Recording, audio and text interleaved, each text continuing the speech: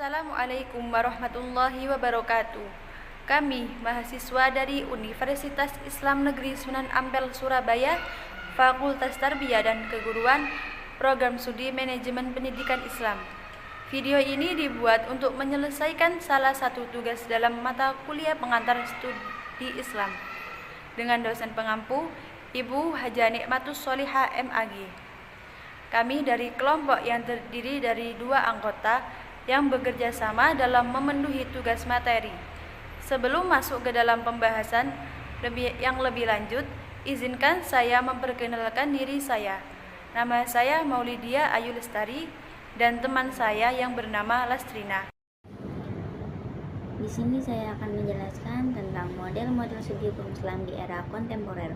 Model studi hukum Islam era kontemporer merujuk pada pendekatan dan metodologi yang digunakan untuk mempelajari hukum Islam dalam konteks modern dan saat ini. Dalam era kontemporer, studi hukum Islam tidak hanya berfokus pada teks-teks klasik dan tradisional, tetapi juga berusaha untuk memahami bagaimana prinsip-prinsip hukum Islam dapat diterapkan dalam dunia yang sangat berbeda dari konteks historisnya. Salah satu model studi hukum Islam di era kontemporer yaitu membedakan antara syariah dan fikih. Di kalangan umat Islam memang masih sering muncul adanya pemahaman sebagian masyarakat yang mengidentikan fikih dengan syariah. Tentang pemahaman syariah ini telah banyak disampaikan oleh pemikir Islam seperti Faizur Rahman yang menjelaskan bahwa syariah bukan hanya sekedar hukum Islam sebagaimana pandangan sebagian umat Islam. Perbedaan antara syariah dan fikih yaitu pertama, syariah secara umum itu merujuk pada hukum-hukum dan aturan ilahi yang diwajibkan oleh Allah dan dianggap sebagai pedoman bagi umat Islam. Ini meliputi seluruh aspek kehidupan, baik yang berkaitan dengan ibadah, muamalah, hubungan sosial dan ekonomi, serta akhlak dan etika syariah. Syariah itu bersumber dari Al-Quran dan hadis, ucapan dan tindakan Nabi Muhammad SAW. Ini merupakan hukum yang dianggap sakral dan tidak berubah karena merupakan wahyu Tuhan. Yang kedua, fikih. Fikih adalah pemahaman dan penafsiran manusia terhadap syariah. Ini adalah ilmu hukum Islam yang berusaha untuk menerjemahkan prinsip-prinsip syariah ke dalam hukum-hukum praktis yang bisa diterapkan dalam kehidupan sehari-hari. Fikih didasarkan pada sumber-sumber syariah, Al-Quran dan hadis, tetapi juga melibatkan ijtihad penafsiran oleh ulama dan ahli hukum. Fikih mengakomodasi perbedaan pendapat dan interpretasi.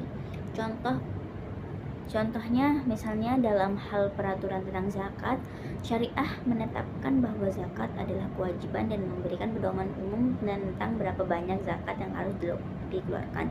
Namun, rincian bagaimana zakat itu dihitung, dikumpulkan dan dibagikan dapat berbeda-beda dalam fikih tergantung pada mazhab dan interpretasi ulama. Singkatnya, syariah adalah hukum ilahi yang bersifat universal dan abadi. Sedangkan fikih adalah usaha manusia untuk memahami dan menerapkan hukum-hukum tersebut dalam konteks konkret yang bervariasi. Pembahasan 2 itu ada hubungan antara fikih dan kondisi sosial masyarakat. Masyarakat dan fikih memiliki hubungan dekat satu sama lain, meskipun seperti halnya yang telah dikatakan objek bahasan. Ilmu fikih adalah perbuatan para mukallaf, tetapi sebagian besar amal yang dilakukan seorang mukallaf muncul dalam konteks masyarakat, dan seorang mukallaf dengan relasi sosialnya dengan orang banyak berhadapan dengan persoalan dan masalah-masalah yang butuh akan pengetahuan hukum syariat di atasnya. Atas dasar ini, ilmu fikih berkewajiban untuk menentukan posisi atau taklif perbuatan-perbuatan yang ditegaskan bahwa sebenarnya Islam itu telah sempurna dan selalu memberi jawaban untuk setiap masalah umat manusia.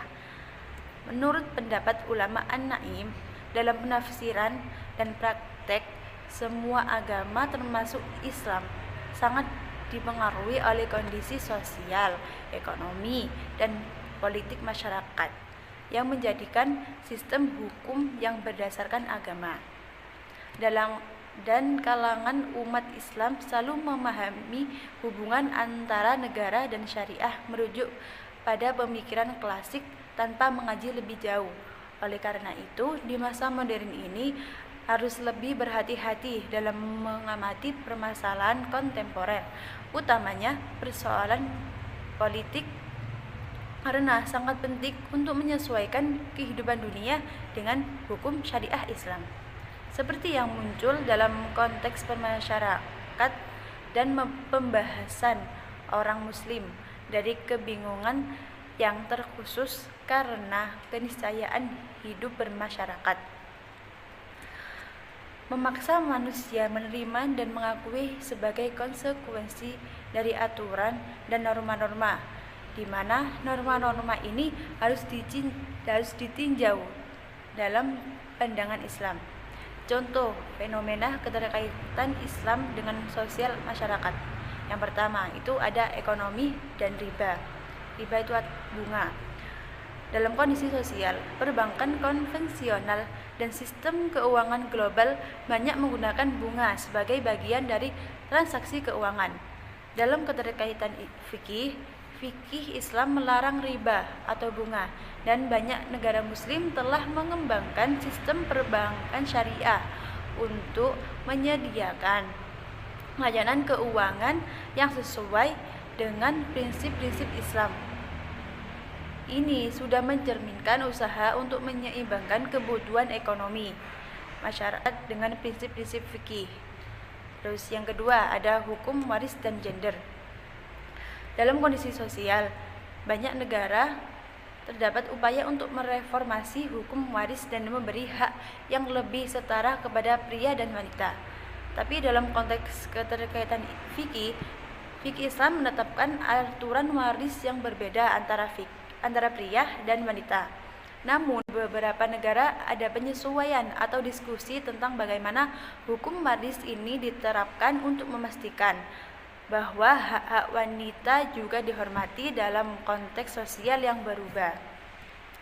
Dari fenomena di atas bahwa dapat difahami atau diambil kesimpulan bahwa syariah fikih disusun oleh para ahli hukum Islam yang berawal dari interpretasi sumber Al-Quran dan hadis. Maka umat Islam kontemporer akan lebih terbuka menerima reformasi syariah secara substansial, bagaimana fikih dan kondisi sosial masyarakat saling berpengaruh dan beradaptasi, mencerminkan dinamika antara tradisi dan perubahan sosial dalam konteks hukum Islam. Hubungan antara model studi hukum Islam dan pendidikan secara kajian Islam sangat erat dan saling melengkapi. Model studi hukum Islam yang meliputi berbagai pendekatan untuk memahami dan menerapkan hukum dalam konteks Islam memiliki dampak yang signifikan pada pendidikan agama dan kajian Islam secara keseluruhan. Berikut beberapa aspek penting dari hubungan ini. Yang pertama, pendidikan agama Islam.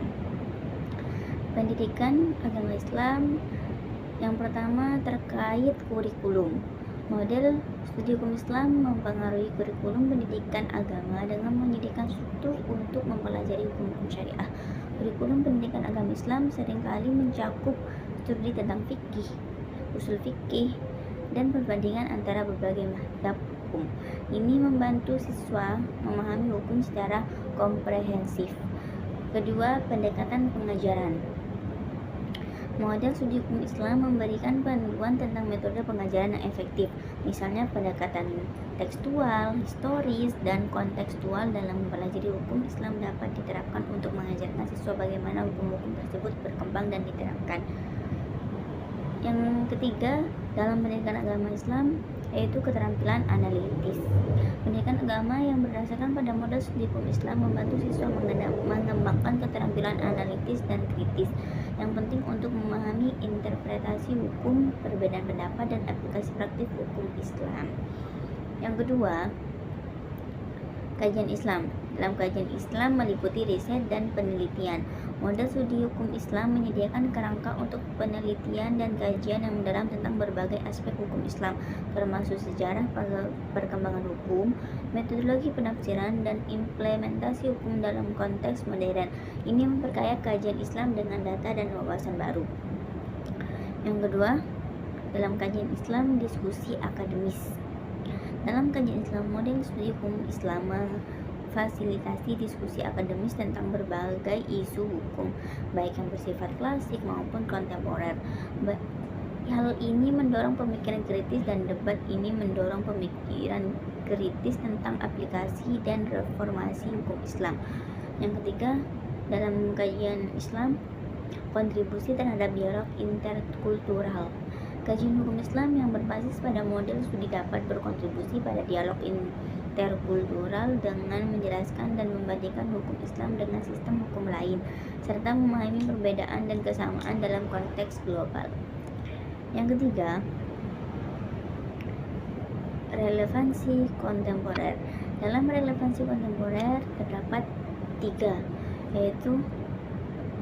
dua, yaitu yang pertama, aplikasi praktis. Model studi Islam membantu menjembatani teori dengan praktik, memungkinkan penerapan prinsip-prinsip hukum Islam dalam konteks sosial, ekonomi, dan politik masa kini. Ini sangat relevan untuk studi dan pendidikan tentang bagaimana hukum Islam berfungsi dalam masyarakat modern. Yang kedua, dalam relevansi kontemporer, yaitu pendidikan hukum Islam untuk praktisi. Model ini juga penting dalam pendidikan bagi mereka yang akan menjadi praktisi hukum Islam seperti hakim, penasihat hakim, dan akademisi. Pemahaman mendalam tentang berbagai model studi hukum Islam membantu mereka menerapkan hukum dengan tepat dan adil. Secara keseluruhan, model studi hukum Islam memberikan landasan teori dan praktis yang penting untuk pendidikan dan kajian Islam. Dengan memahami dan menerapkan model ini, pendidik, peneliti, dan praktisi dapat mengembangkan pemahaman yang lebih mendalam dan aplikatif tentang hukum Islam dalam berbagai konteks. Kesimpulan dari materi yang di atas adalah model studi hukum Islam dalam era kontemporer menunjukkan pendekatan yang dinamis untuk memenuhi hukum Islam dalam konteks modern. Hukum Islam yang mencakup aspek syariah dan fikih, bukan hanya berfokus pada teks-teks klasik, tetapi juga berusaha menerapkan prinsip-prinsipnya dalam kehidupan sehari-hari yang kompleks. Pemisahan antara syariah sebagai hukum ilahi dan fikih sebagai interpretasi manusia menyoroti pentingnya memahami keduanya dalam kerangka yang berbeda-beda.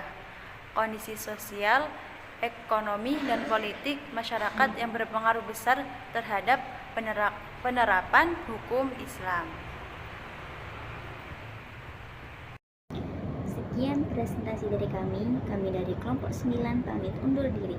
Wassalamualaikum warahmatullahi wabarakatuh. Sekian presentasi dari kami dari kelompok 9 pamit undur diri. Wassalamualaikum warahmatullahi wabarakatuh.